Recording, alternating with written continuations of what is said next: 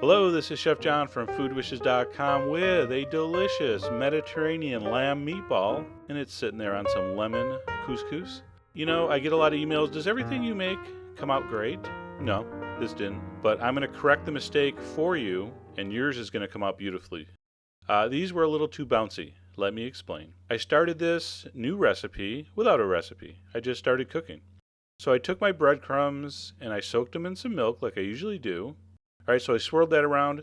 I took my ground lamb, and after soaking the breadcrumbs for about a half hour, they soaked up all that milk. I added them with some fresh rosemary, some garlic, a beaten egg, all right, nice shot of black pepper. You remember our salt rule for meatballs and sausage and things like that. It's about a teaspoon per pound. I gave it a little shot of tomato paste for a little acidity, some hot pepper, cayenne pepper, some ground cumin, all right, some oregano, and because I'm going for the Mediterranean kind of flavor profile, some cinnamon and some olive oil. I mixed that together and I was thinking, man, this is going to be good. I'm pretty excited. So I always test for salt and pepper. You just cook a little piece. So a little $half size piece there. Tasted good. So I rolled some meatballs out with wet hands, which makes it easy. I'm not a big meatball fryer. I like to roast them in the oven to brown them. So I put them in a hot oven. I roasted those at 450 for about 15 minutes. And here's where I realized I had a problem. Meatballs are not supposed to bounce like a Super Ball. I clearly put too much breadcrumb in this mixture. Check this out.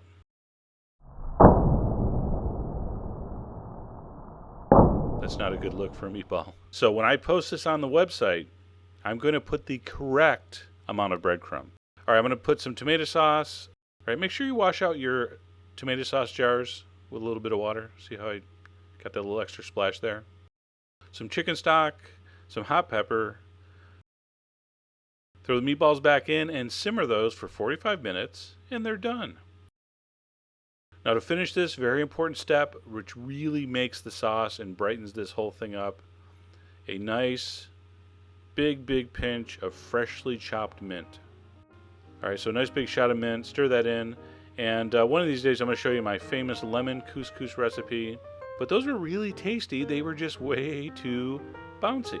All right, I thought the breadcrumb, I wanted to kind of stretch the lamb. I wanted to make it economical for you all in these tough times. Hey, we lost the house. What's for dinner? Oh, lamb meatballs, good.